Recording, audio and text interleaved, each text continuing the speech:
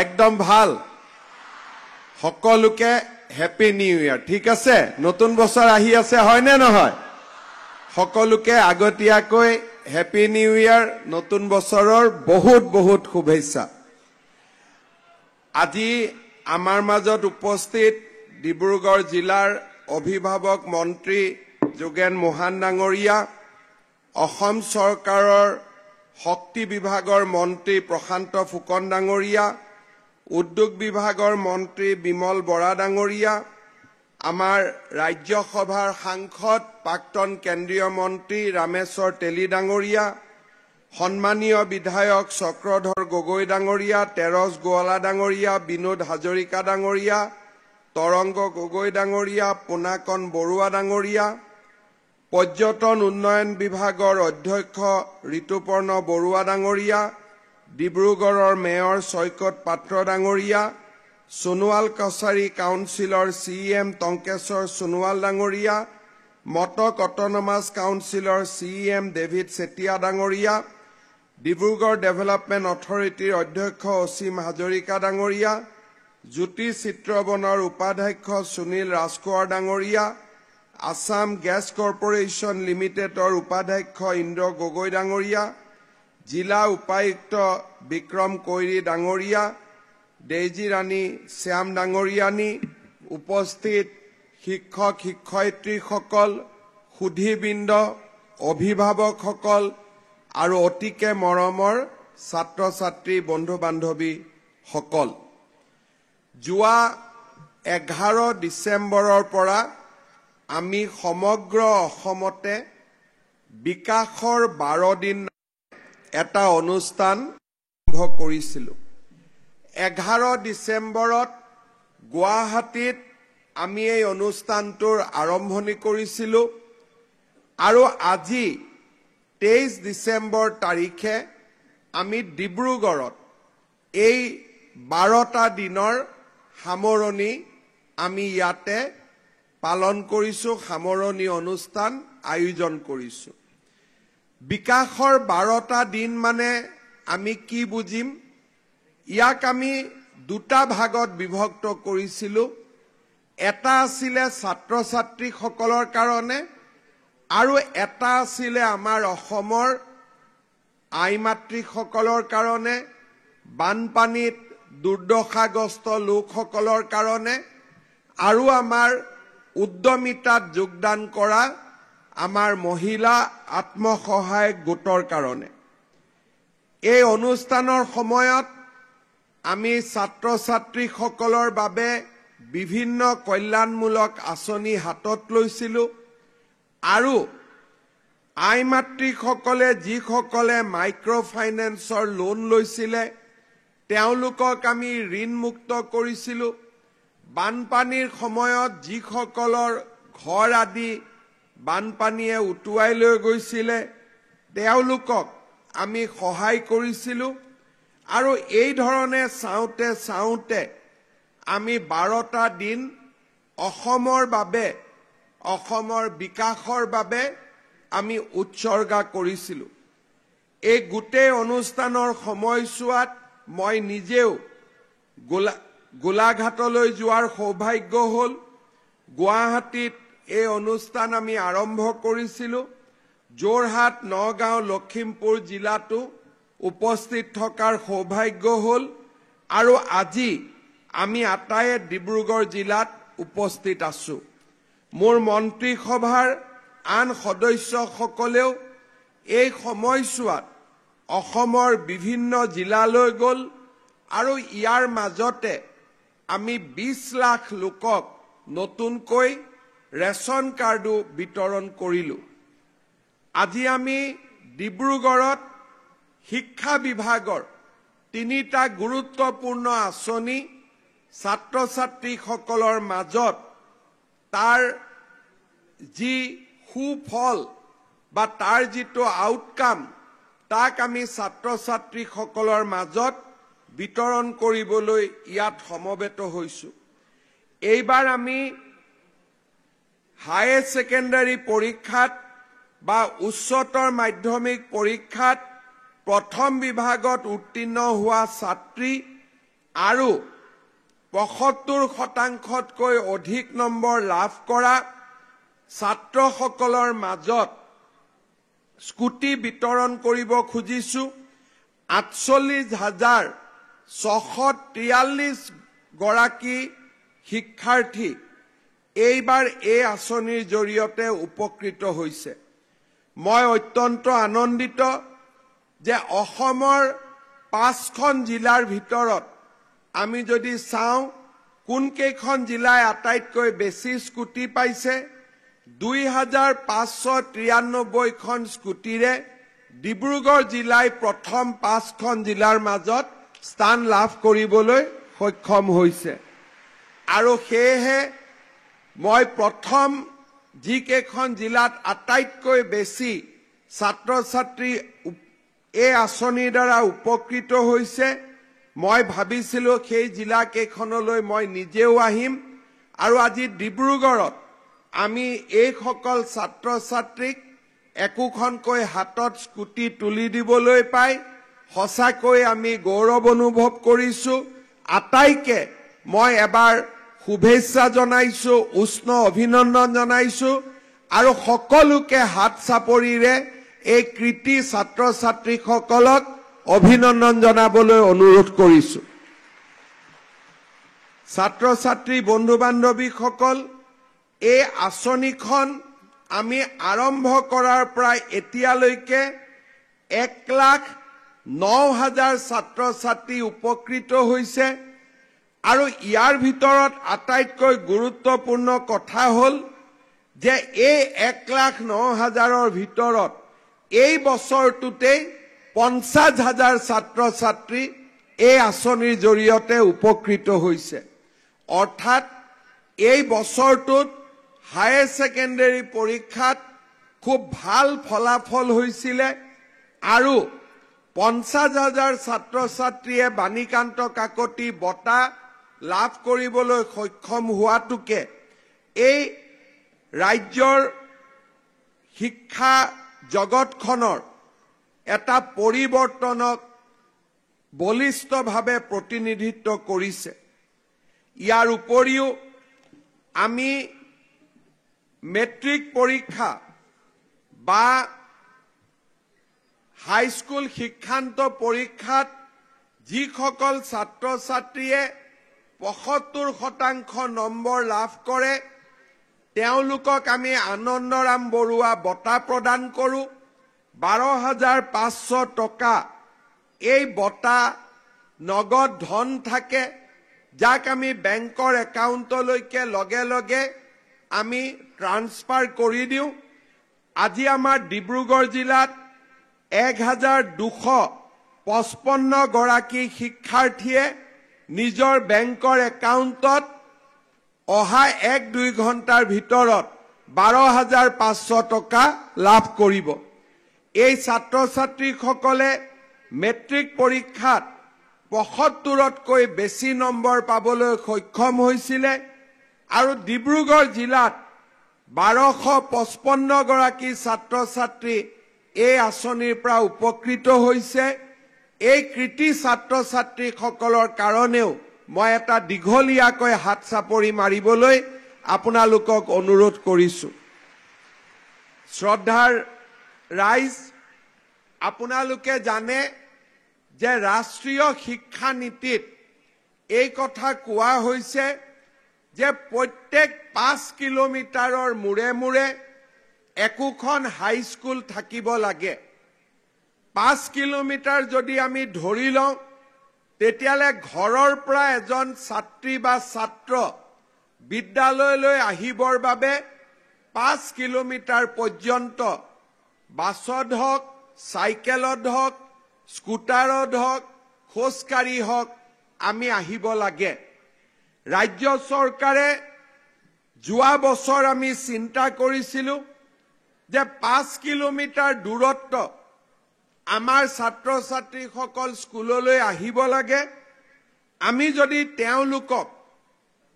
ME school শেষ কৰি নৱম মানত হাইস্কুল আৰম্ভ হয়, আমি নৱম মান শ্ৰেণীত এখেতসকলক একোখন ছাত্ৰ ছাত্ৰীসকলক চাইকেল দিব পাৰো নেকি যোৱা বছৰ আমি ক্লাছ 9ৰ ষ্টুডেণ্টক ছাত্ৰ ছাত্ৰীক আমি চাইকেল দিছিলো তেওঁলোক এতিয়া ক্লাছ 10ত পঢ়ি আছে এইবাৰ আমি আকৌ অসমৰ 3,23,640 গৰাকী ছাত্ৰ ছাত্ৰীক আমি চাইকেল একোখন দিবৰ বাবে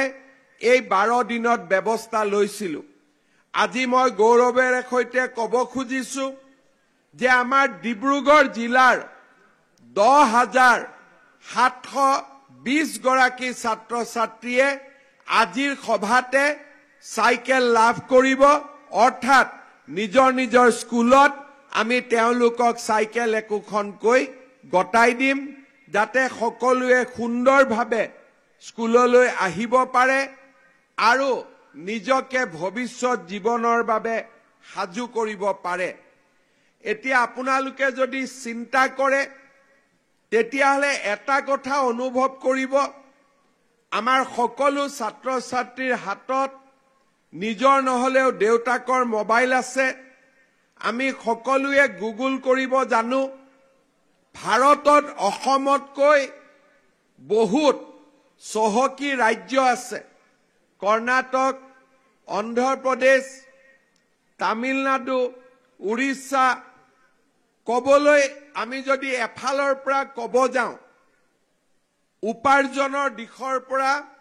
অসমৰ নম্বৰ হল 17 নম্বৰ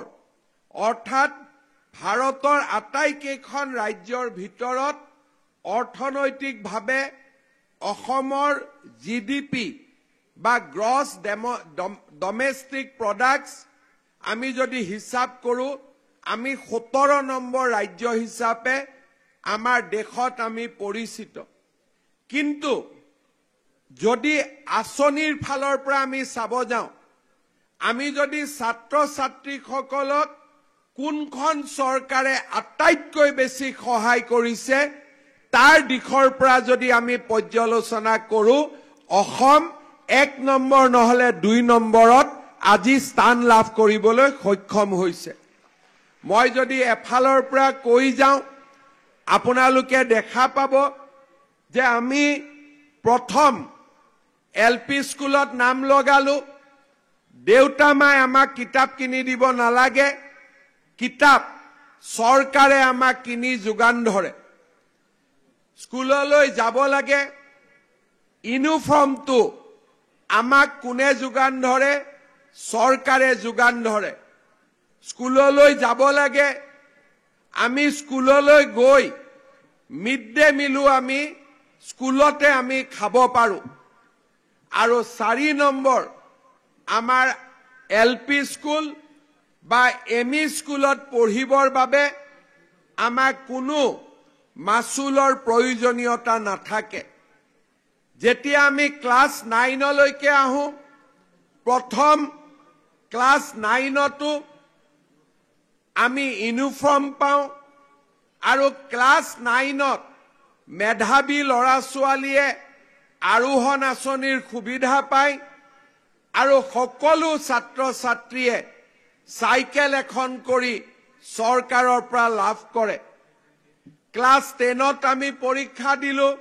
মেট্ৰিক পৰীক্ষা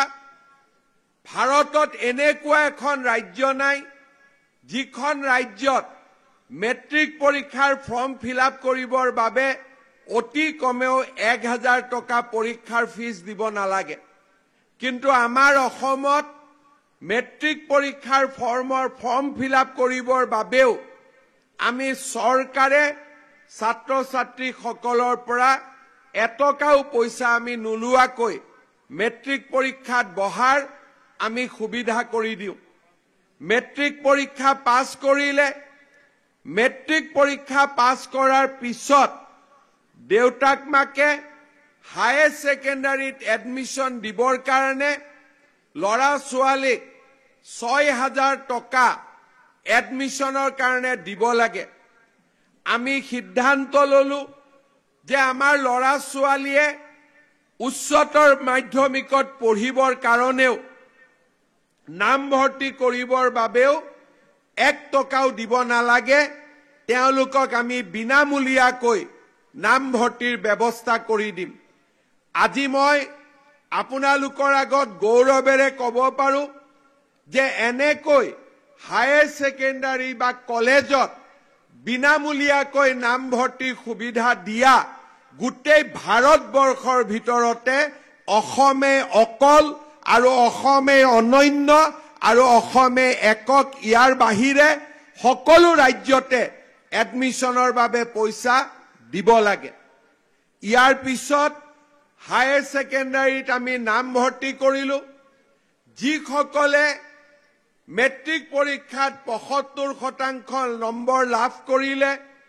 তেওঁলোকক আমি আনন্দৰাম বৰুৱা বঁটা দিলো ১২,৫০০ টকা তেওঁলোকৰ বেংক একাউণ্টত আমি প্ৰতি বছৰে দিয়াৰ ব্যৱস্থা কৰো তাৰ উপৰিও যিসকল ছাত্ৰীয়ে এইবাৰৰ পৰা আমাৰ হায়াৰ সেকেন্ডাৰীত নামভৰ্তি কৰিছে তেওঁলোকৰ বেংক একাউণ্টত ধনী দুখীয়া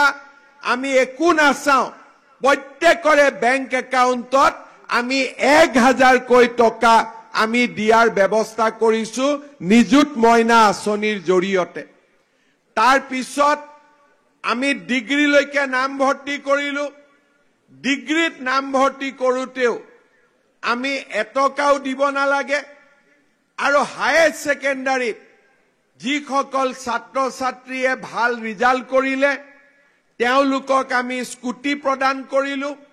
আৰু বিনামূলীয়াকৈ তেওঁলোকক কলেজত এডমিশন কৰি দিলো আৰু যিসকলে ছোৱালীয়ে কলেজত যোৱা বছৰৰ পৰা নামভৰ্তি কৰিছে প্ৰতি মাহত তেওঁলোকৰ বেংক একাউণ্টত আমি ১২৫০ টকাকৈ নিযুত মইনা আঁচনি আমি দিয়াৰ বাবে ব্যৱস্থা কৰিছো তাৰ পিছত ডিগ্ৰীত পাছ কৰিলে ডিগ্ৰীত পাছ কৰাৰ পিছত ইউনিভাৰ্চিটিত নাম লগালে আমি ইউনিভাৰ্চিটিটো সকলো ছাত্ৰ ছাত্ৰীকে আমি বিনামূলীয়াকৈ নামভৰ্তি কৰাৰ সুবিধা কৰি দিওঁ যদি আমি নামভৰ্তি বিনামূলীয়াকৈ কৰি নিদিওঁ এজন ছাত্ৰ ছাত্ৰীয়ে কলেজত নামভৰ্তি কৰিবৰ কাৰণে ইউনিভাৰ্চিটিত নামভৰ্তি কৰিবৰ বাবে ডিব্ৰুগড় ইউনিভাৰ্চিটি গুৱাহাটী ইউনিভাৰ্চিটিত ২০,০০০ টকা কৰি পকেটৰ পৰা দিব লাগিব আমিতো ২০,০০০ টকা নলওঁৱে বিনামূলীয়াকৈ কৰি দিয়াৰ পিছতো ইউনিভাৰ্চিটিত যিসকল ছোৱালী এডমিশন লৈছে ধনী দুখীয়া একো নোচোৱাকৈ আমি তেওঁলোকক প্ৰতি মাহত তেওঁলোকৰ বেংক একাউণ্টত ২,৫০০ টকা ২,৫০০ টকাকৈ প্ৰতি মাহত আমি বেংকত জমা দিওঁ তেওঁলোকৰ বেংক একাউণ্টত জমা দিওঁ আজি ইয়াৰ যদি এটা আঁচনিও আমি বন্ধ কৰি দিওঁ বোলে অহা বছৰ এই আঁচনিটো নচলাওঁ যদি আমি নচলাওঁ বুলি ভাবো দেউতাক মাকে হায়াৰ সেকেন্ডাৰীত নাম লগাবৰ বাবে ৬,০০০ টকা ডিগ্ৰীত নাম লগাবৰ বাবে ১৫,০০০ টকা আৰু ইউনিভাৰ্চিটিত নাম লগাবৰ বাবে ল'ৰা ছোৱালীক ২০,০০০ টকা ল'ৰা ছোৱালীৰ নামত খৰচ কৰিব লাগিব আমি যদি নিযুত মইনা আঁচনিটো অহা বছৰ যদি যুক্তিৰ খাতিৰত আমি বন্ধ কৰি দিওঁ আহা যোৱা কৰিবৰ বাবে কলেজত আমাৰ দেউতাক মাকে ছোৱালীসকলক প্ৰতিদিনে এই ১২৫০ টকা ২,৫০০ টকা আমি যি মাহত দি আছো দেউতাক মাকে দিব লাগিব অৰ্থাৎ আজি অসমত এই চৰকাৰখন থকাৰ বাবে প্ৰতিটো বছৰে আমি দেউতাক মাকৰ কলেজত যোৱা ছাত্ৰ ছাত্ৰীৰ বাবে ২০,০০০ৰ পৰা ৪০,০০০ টকা প্ৰত্যেক বছৰে আমি দেউতাক মাকৰ টকা আমি বচাব পাৰিছো পৰিয়ালটোৰ উত্তৰণলৈ পৰিয়ালটো আগবাঢ়ি যাবলৈ আমি সহায় কৰিব পাৰিছো আমাৰ অসমত আঁচনিবোৰ চলি যেতিয়া থাকে তেতিয়া তাৰ আমি প্ৰভাৱটো অনুভৱ নকৰো কিন্তু যেতিয়া এবাৰ আঁচনিটো বন্ধ হৈ যাব খোজে তেতিয়া সকলোতে হুলস্থুল লাগি যায় এই আঁচনিটো বন্ধ হৈ গল কিয় বন্ধ হৈ গল কেনেকে বন্ধ হৈ গল সেই দিনাখন আমি বুজি পাওঁ যে আঁচনিটোৰ গুৰুত্ব কিমান আছিল যেতিয়া আঁচনিটো চলি থাকে তেতিয়া আমি অনুভৱ কৰিব নোৱাৰো আজি যেতিয়া অৰুণোদয় আঁচনি চলি আছে আমি তাৰ গুৰুত্বটো বুজি নাপাম কিন্তু যিদিনাখন বেংকৰ একাউণ্টত 10 তাৰিখে 1250 টকাটো জমা নহব সেই দিনাখন আমি অনুভৱ কৰিম যে আমাৰ পৰিয়ালটোলৈ চৰকাৰে আগবঢ়োৱা সহায়খিনি কিমান প্ৰয়োজন আছিল আৰু সেইখিনি আগ নবঢ়োৱা হলে আমাৰ পৰিয়ালটোৱে কিমানখিনি দুখ আৰু কষ্ট অনুভৱ কৰিব লাগিলহেঁতেন আজি আমি ইয়াৰ ফলাফল দেখা পাইছো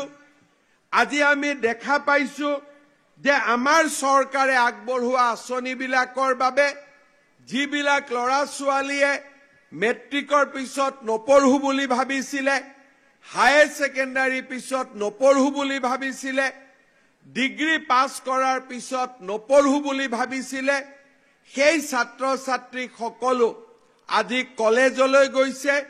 সেই ছাত্ৰ ছাত্ৰী সকল আজি বিশ্ববিদ্যালয়লৈ গৈছে আৰু আমাৰ অসমত উন্নয়নৰ এটা শিক্ষা জীৱনৰ উন্নয়নৰ এটা নতুন দিগন্ত গঢ়ি উঠিছে মই আজিৰ এই সুন্দৰ দিনটোত অসমৰ ছাত্ৰ ছাত্ৰী আৰু অসমৰ অভিভাৱকসকলক এটাই কথা অনুৰোধ কৰিম যে আমাৰ চৰকাৰে বছৰি প্ৰায় 1500 কোটিৰ পৰা 2000 কোটি টকা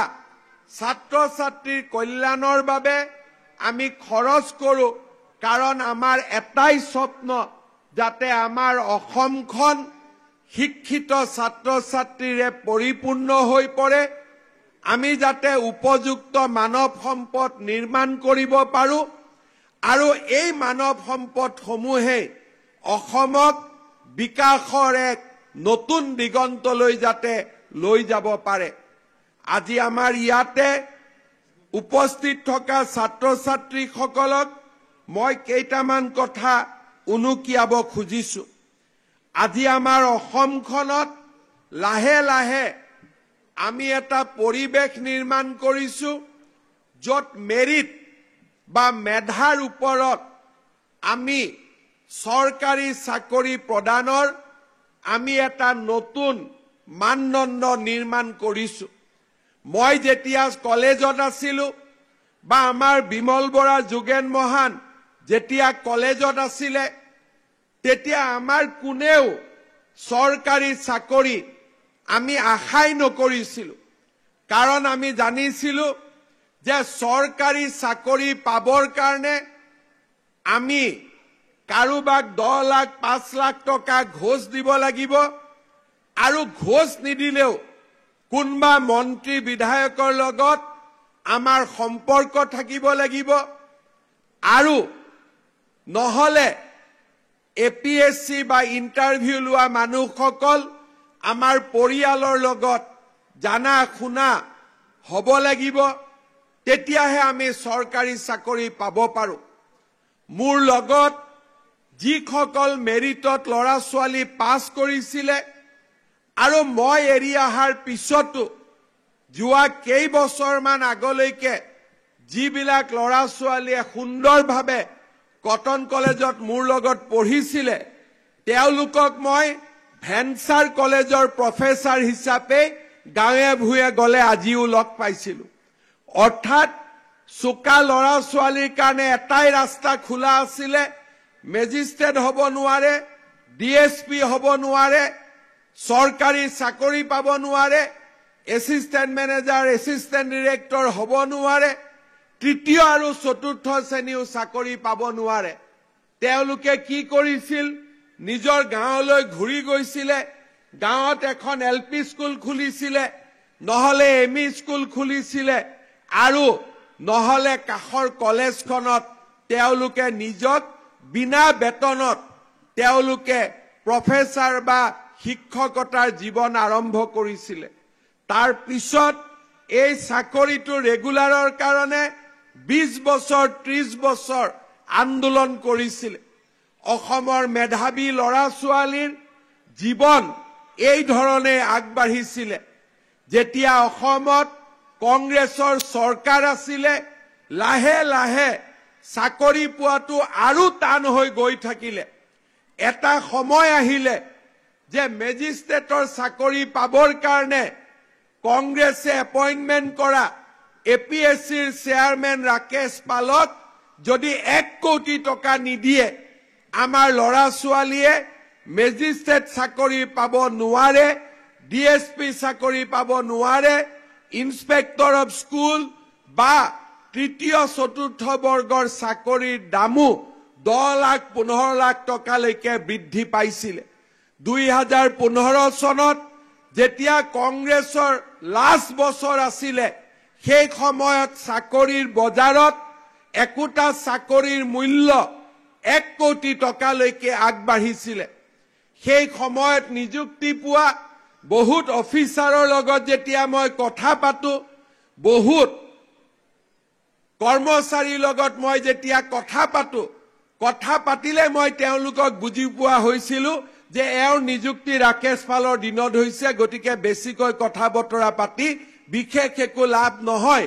এওঁৰ পৰা ৰাইজৰ কাম বিশেষ নোলাব এনেকুৱা পৰিবেশ হৈছিল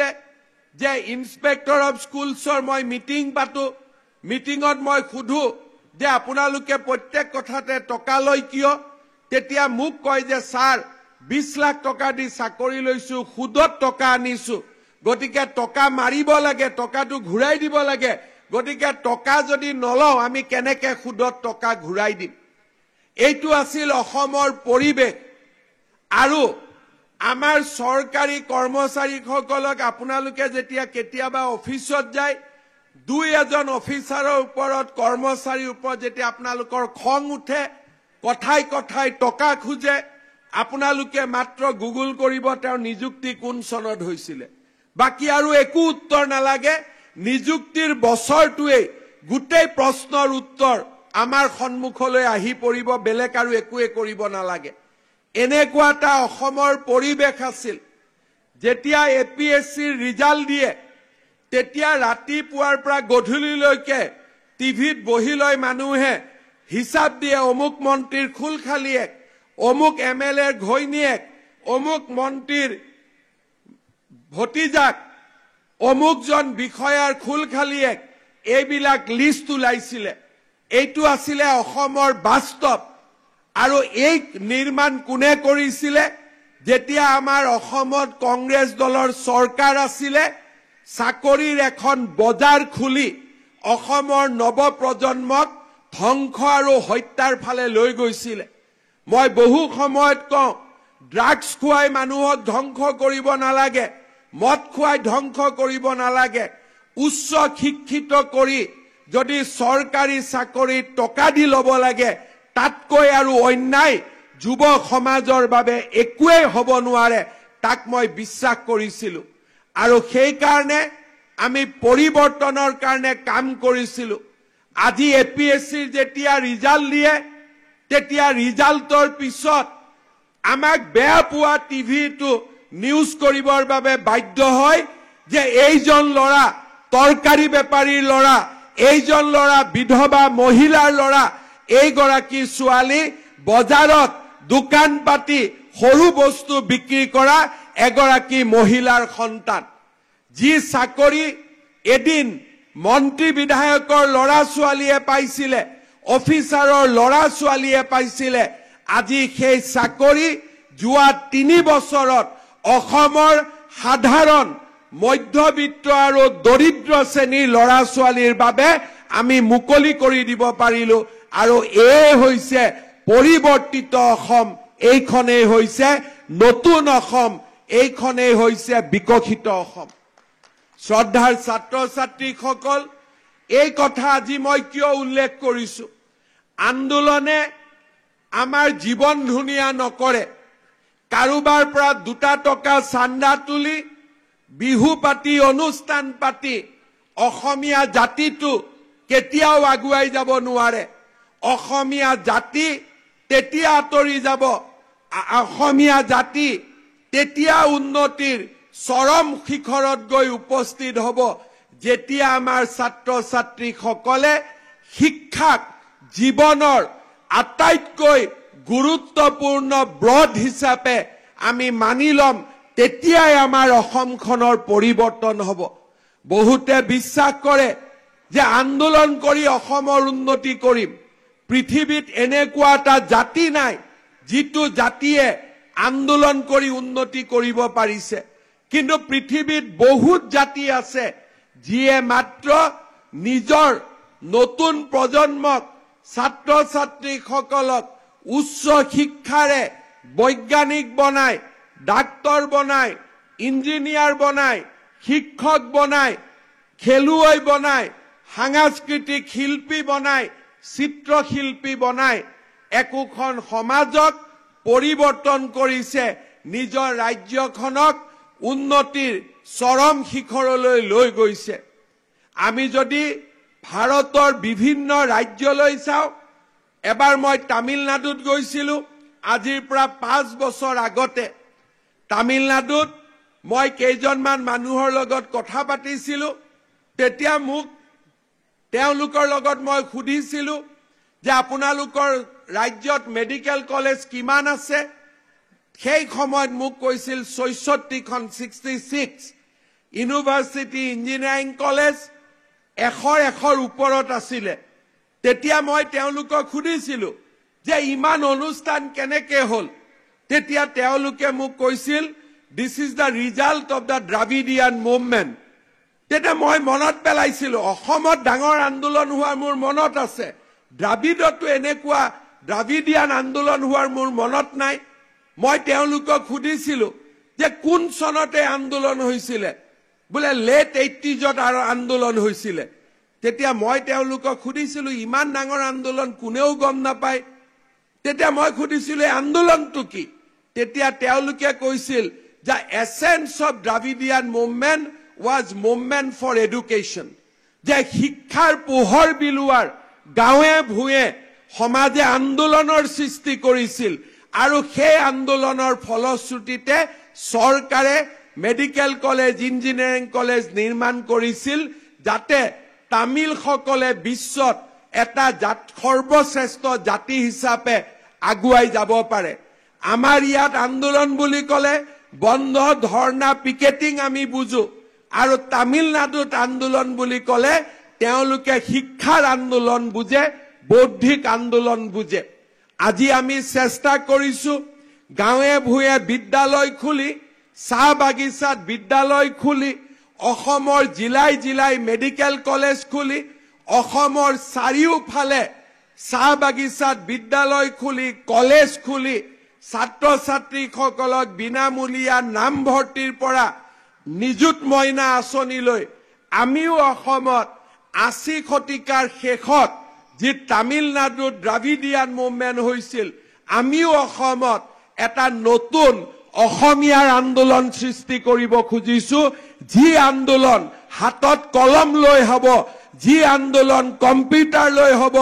যি আন্দোলন স্কুটি আৰু চাইকেল লৈ বিদ্যালয়ত গৈ পঢ়াৰ আন্দোলন হ'ব তেনেকুৱা আন্দোলন এটা আজি আমি অসমত নিৰ্মাণ কৰিব খুজিছো মই ছাত্ৰ ছাত্ৰীসকলক অনুৰোধ কৰিম যে আমাৰ জীৱনৰ ভৱিষ্যত আমাৰ ওপৰত নিৰ্ভৰ কৰে আমি যদি সিদ্ধান্ত লওঁ যে আমি পঢ়িম আৰু আমি ভাল কৰি পঢ়িম আমাৰ জীৱনক কোনেও ধৰি ৰাখিব নোৱাৰে আজি অসমত সেমি কণ্ডাক্টৰৰ দৰে ইণ্ডাষ্ট্ৰী আহিছে মই বিশ্বাস কৰো যে কম দিনৰ ভিতৰতে অসমত যদি আমি এই ধৰণে কাম কৰিব পাৰো 10 বছৰৰ ভিতৰত অসমত আমি হেলিকপ্টাৰ বনোৱা কাৰখানা লৈ আহিম ইমানখিনি সপোন আমাৰ দৃষ্টিভংগীৰ ভিতৰত আছে এই নতুন অসমত উপযুক্ত ছাত্ৰ ছাত্ৰীৰ বাবে কৰ্মসংস্থাপনৰ কতো অভাৱ নহয় উদ্যমিতা স্কিল ডেভেলপমেন্টৰ জৰিয়তে বিকশিত ভাৰতৰ আমি সেনানী হ'ব পাৰো আজি আমাৰ ITI বিলাক যেনেকৈ আমি ট্ৰান্সফৰ্ম কৰিছো ইণ্ডাষ্ট্ৰি 4.0 য'ত নেকি আৰ্টিফিচিয়েল ইন্টেলিজেন্স ৰবটিক্স 3D আমি নতুন নতুন ফিউচাৰ এডুকেশ্যন বিলাক ITI অন্তৰ্ভুক্ত কৰিছো অসমত স্কিল ইউনিভাৰ্চিটি মঙ্গলদৈত নিৰ্মাণ হৈ আছে জাগিৰোডত সেমিকন্ডাক্টৰ কেইদিনমান পিছতে মানুহে কল্পনা কৰিব নোৱাৰাকৈ নামৰূপত 12 লাখ মেট্ৰিক টন সাৰ উৎপাদনৰ নতুন কাৰখানা আমি অসমৰ চাৰিওফালে এটা উন্নয়নৰ পৰিৱেশ সৃষ্টি কৰিছো যাতে ভৱিষ্যতৰ প্ৰতিজন ছাত্ৰ ছাত্ৰীয়ে অসমত কৰ্মসংস্থাপন পাব পাৰে শিক্ষিত হৈ টকা নিদিয়াকৈ চৰকাৰী চাকৰি পাব পাৰে যিসকলে উদ্যমিতাক জীৱনৰ লক্ষ্য বুলি ভাবে তেওঁলোকক চৰকাৰে যাতে সহায় কৰিব পাৰে আমি বিভিন্ন উদ্যমিতাৰ আমি কাম-কাজৰ লৰা ছোৱালীক আগুৱাই লৈ যাব পাৰো কিন্তু এই গুটেই বিলাকৰ এটাই ডাঙৰ শৰ্ত হৈছে যে আমি চান্দাৰ মানসিকতা এৰিব লাগিব আন্দোলনৰ মানসিকতা আমি এৰিব লাগিব আৰু শিক্ষাৰ মাজেৰে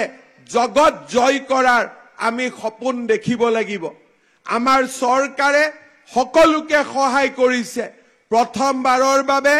মৰাণ জনগোষ্ঠীৰ লৰা ছোৱালীক আমি DSP বনাইছো মেজিস্ট্ৰেট বনাইছো মটক জনগোষ্ঠীৰ লৰা ছোৱালীক আমি DSP বনাইছো মেজিস্ট্ৰেট বনাইছো আৰু এইবাৰে আমাৰ যি তৃতীয় আৰু চতুৰ্থ শ্ৰেণীৰ চৰকাৰী চাকৰি ওলাই আছে তাত 3% চাহ বাগিচাৰ লৰা ছোৱালীয়ে চৰকাৰী চাকৰি পাবলৈ সক্ষম হ'ব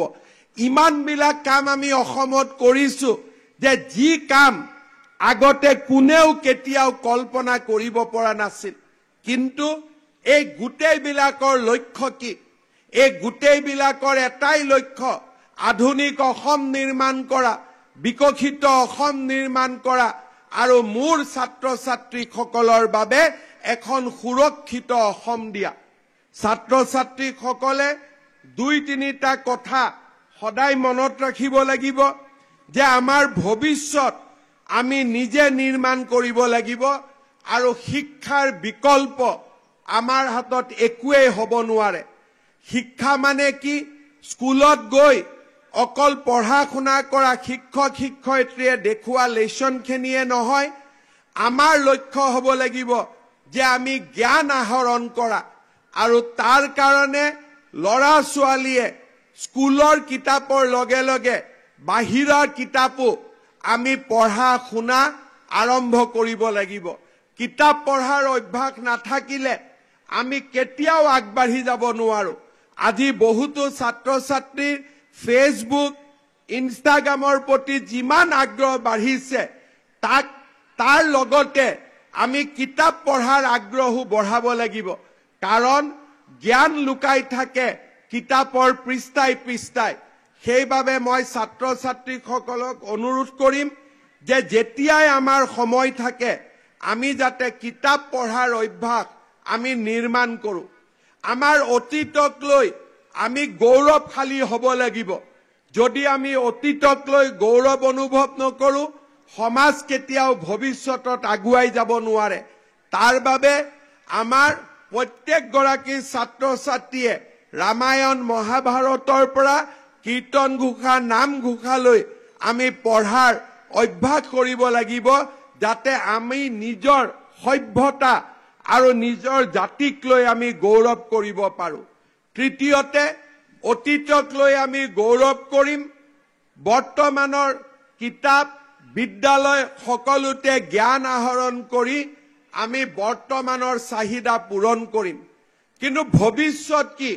ভৱিষ্যত হল প্ৰযুক্তি ভৱিষ্যত কি ভৱিষ্যত হল উদ্যমিতা ভৱিষ্যত হল নতুন নতুন প্ৰযুক্তিৰে নিৰ্মিত এখন ভাৰত এখন অসম এখন পৃথিৱী আজি আমাৰ ছাত্ৰ ছাত্ৰীসকলে বহুতে নাম শুনিছে যে যদি আমি আৰ্টিফিচিয়েল ইন্টেলিজেন্সেৰে পৰিচালিত চাট জিপিটিৰ দৰে এপবিলাকলৈকে যদি আমি চাওঁ, পৃথিৱীত ডাঙৰ ডাঙৰ গণিতজ্ঞই কৰিব নোৱাৰা অংক 2 ছেকেণ্ডৰ ভিতৰত চাট জিপিটিত কৰি দিব পাৰে। ডিব্ৰুগড়ক লৈ এটা সুন্দৰ কবিতা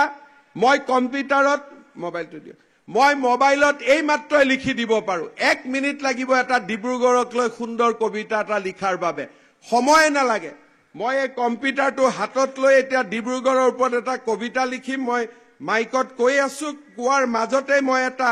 ডিব্ৰুগড়ৰ ওপৰত ধুনীয়া মই এটা কবিতা লিখি দিম, a good poem on Dibrugarh. আপোনালোকে চাব যে 1 মিনিটতে ডিব্ৰুগড়ৰ ওপৰত এটা কবিতা নিৰ্মাণ হৈ যাব। তাক 2 মিনিট সময় নালাগে, খালি মোবাইলটোত কানেক্টিভিটি লাগে। এতিয়া এই যে গোটেই আমাৰ সমস্যাবিলাক আৰ্টিফিচিয়েল ইন্টেলিজেন্স নহলে আমাৰ এই মোবাইলটোৱে ঠিক কৰি দিব পাৰে। যদি এই মোবাইলটোৱে সকলো সমস্যাৰ ঠিক কৰি দিয়ে, নেটটো চাই লওক, যদি মোবাইলটোৱে যদি এই গোটেই সমস্যাৰ সমাধান কৰি দিয়ে, তেতিয়ালে মানুহ কিয় লাগিব? মানুহ এই কাৰণে লাগিব যে গাড়ী এখন, ফ্লাইট এখন যিমানে অত্যাধুনিক নহওক কিয়, ইয়াক চলাবৰ কাৰণে একোজন মানুহ লাগিব। তাৰ মানে আজি যদি কোনোবাই বিমান বনাইছিলে, তেওঁ নিশ্চয় কল্পনা কৰিছিল যে এই বিমানখনক চলাবলৈ পাইলট থাকিব। কোনোবাই যদি গাড়ী এখন বনাওতে চিন্তা কৰিছিল, মই ইমান টান গাড়ী এখন বনালো, কিন্তু গাড়ীখন চলাবৰ কাৰণেও ড্ৰাইভাৰ লাগিব,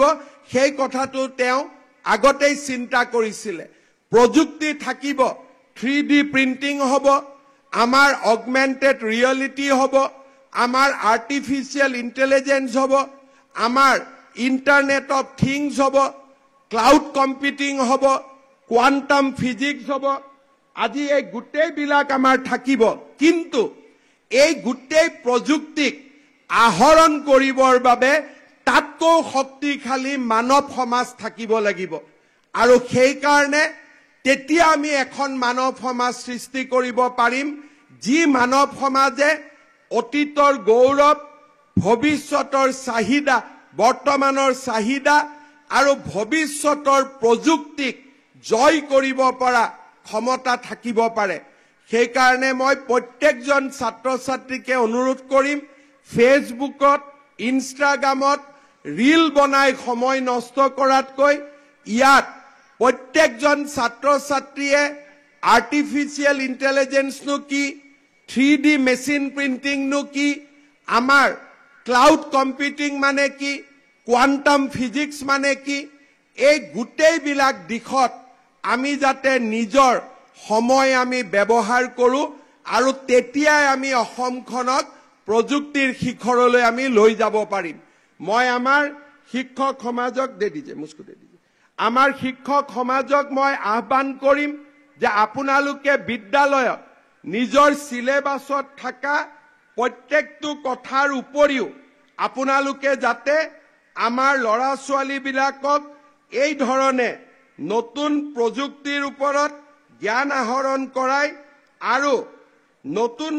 নতুন জ্ঞানৰ ভাণ্ডাৰেৰে যাতে আমাৰ সমাজখনক নিৰ্মাণ কৰিব পাৰে, তাৰ বাবে মই আহ্বান জনাম। আপোনালোকে চাওক, এই মাত্ৰই মই কথা কৈ থাকোতে ডিব্ৰুগড়ৰ ওপৰত এটা মই কবিতা লিখি দিলো। মই লিখা নাই, কম্পিউটাৰে লিখিছে।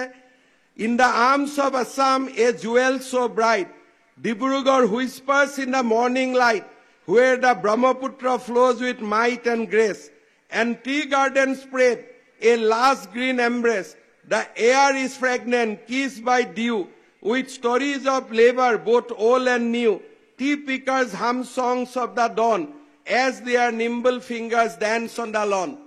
এই মাত্ৰই মই বহি বহি কবিতা লিখিছো। লগত মই আৰু এটা কথা মই লিখা নাই, এই আৰ্টিফিচিয়েল ইন্টেলিজেন্সে মই লিখিছো যে another new one. এইটো ভাল নালাগিল, আৰু এটা লিখি দিয়ক। এই নতুনটো এই মুহূৰ্ততে আহি যাব। তাৰ মানে পৃথিৱী কিমান আগবাঢ়িছে, যিমান কথা লাগে। এই মাত্ৰ ইউক্ৰেইনত কি হৈ আছে মই এই মাত্ৰ ইয়াতে বহি গম পাব পাৰো। আৰু 1 কোটিক যদি 1000 মানুহে 250 গ্ৰামকৈ 1 কোটি মানুহে চাউল কিনিব খোজে, কিমান কুইণ্টল চাউল লাগিব মেথামেটিক্সটো মোক 2 মিনিট লাগিব আৰু এটা নতুন কবিতা আহি গল beneath the sky where dreams unfold lies Dibrugarh, a story untold, crowned in green, kissed by mist, a land where earth and heaven coexist. The Brahmaputra, bold and vast, carries the whisper of a storied past. It waters seeing of lives, it blessed, of joy embarrassed and trials confessed. কবিতাটো দৰকাৰে নাই, কবি দৰকাৰে নাই, কবি ইয়াতে ধুনীয়াকৈ উঠিব আৰু মই যদি এতিয়া লিখো মেক ইট ইন আছামিজ অসমীয়াত বনাই দিব অৰ্থাৎ আজিৰ যি কবি হ'ব লাগিব সি ইয়াতকৈ বেছি শাৰ্প হ'ব লাগিব ইয়াতকৈও বেছি আবেগ থাকিব লাগিব ইয়াতকৈও বেছি ডাঙৰ কন্টেন্ট থাকিব লাগিব গতিকে এই ধৰণৰ সমাজখনৰ বাবে আমি নিজক প্ৰস্তুত কৰিব লাগিব আৰু তাৰ কাৰণে মই আমাৰ ছাত্ৰ ছাত্ৰীসকলক অনুৰোধ কৰিম যাতে প্ৰযুক্তিৰ ওপৰত আপোনালোকে আলোচনা আৰম্ভ কৰে আৰু প্ৰযুক্তি ইমান টান নহয় যে প্ৰযুক্তি শিকিব নোৱাৰে মাত্ৰ স্কুলত কলেজত আমি প্ৰযুক্তি আহৰণ কৰাৰ বাবে প্ৰচেষ্টা কৰিব লাগিব ছাত্ৰ ছাত্ৰীসকলক মই তিনিটাই কম নিজৰ অতীতক লৈ গৌৰৱ কৰিব শিকিব লাগিব নিজৰ বৰ্তমানক ভৱিষ্যতৰ কাৰণে প্ৰস্তুত কৰিব লাগিব আৰু ভৱিষ্যতৰ প্ৰযুক্তিক জয় কৰিবৰ কাৰণে আমি নলেজ জ্ঞান প্ৰজ্ঞা টেকনলজি প্ৰযুক্তি স্কিল উদ্যমিতা এই ৰাস্তাৰে আমি খোজ কাঢ়িবলৈ নিজক প্ৰস্তুত কৰিব লাগিব মই অত্যন্ত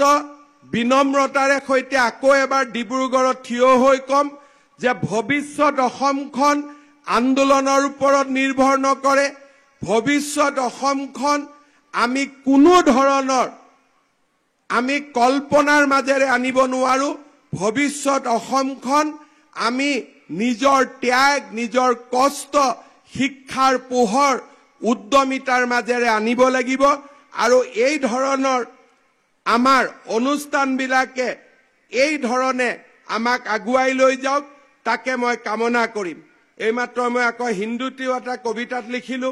आसमान का नीचे जहां सपने पालते हैं डिब्रूगढ़ है जहां किस्से चलते हैं हरी सादरे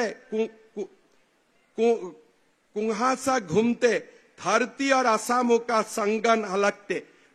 माने যিকোনো লিখিবৰ কাৰণে সময় নালাগে গতিকে আপোনালোকে সেইখন অসমৰ বাবে নিজক প্ৰস্তুত কৰক পুনৰ এবাৰ শিক্ষা বিভাগক আজিৰ সুন্দৰ অনুষ্ঠানটোৰ বাবে অসমীয়াটো আহিব অসমীয়াটো অকনমান মানে বেংগলী অসমীয়া মিক্স আহে এই কাৰণে আমাৰ ভৱিষ্যতৰ সুন্দৰ অসমখন নিৰ্মাণৰ বাবে